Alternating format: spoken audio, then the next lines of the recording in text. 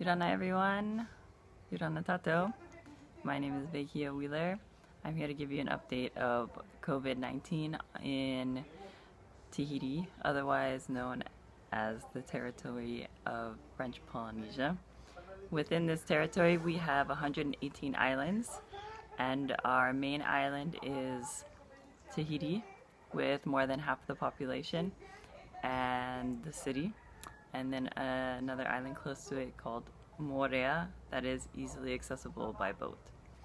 But the population on this island is much smaller, and that's where I live.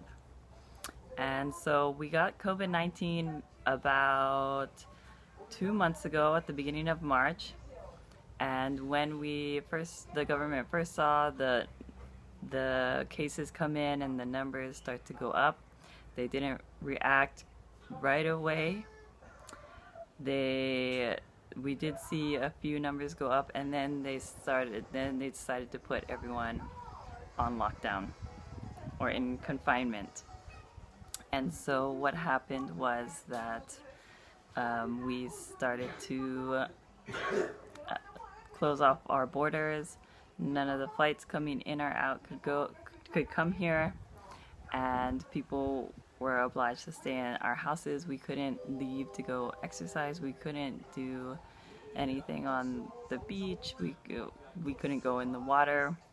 They were really vigilant about taking care of the virus and keeping it low, because we know here that on our main island, Tahiti, we have one main hospital.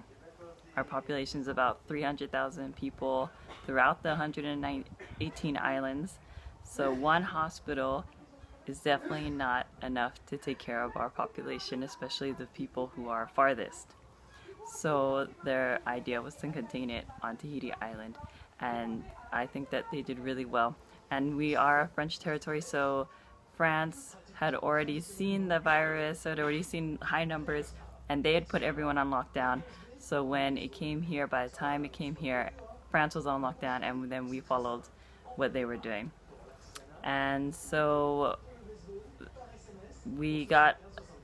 it's kept slowly growing, and we got up to about 59 cases altogether within 2 months. But most of those cases have healed. One person has been in the hospital, and that person, we have had no deaths. And as of today, which is April 30th, we have 7 cases that are showing positive signs. So even though the numbers grew, the government, in my opinion, did react quickly and enough so that the numbers are low. We kept the numbers only on Tahiti Island and Moorea Island, and none of the outer islands were affected, but they were still in lockdown, and they couldn't leave their houses. But they got out of lockdown quicker. Now we're out of lockdown, and the issues that we face are that one of our largest economies is tourism, and so we haven't had any tourists for probably a month now, and that does have an effect on families, on people that were dependent on these economies. And my island, Moorea, was an island with a lot of tourists, but now for a long time we didn't have anyone on the beach, and we still don't have any flights coming in or any flights coming out. So that's an issue that the government has to deal with, and they had decided to give out government aid. So anyone that was affected by the virus, their jobs, they couldn't lose their job, but we know that they weren't receiving any income, so the government provided an opportunity to apply for aid, which would be about $1,000 a month.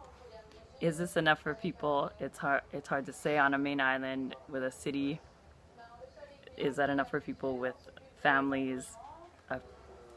Probably not. I mean, there's less access to food, there's less access to the ocean on Moorea. We have more access to the ocean, we have more access to land to grow things.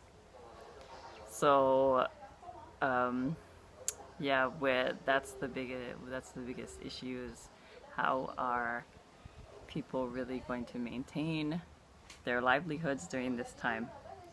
And the outer islands also receive aid, but they also have a little bit more access to fish and living off the land.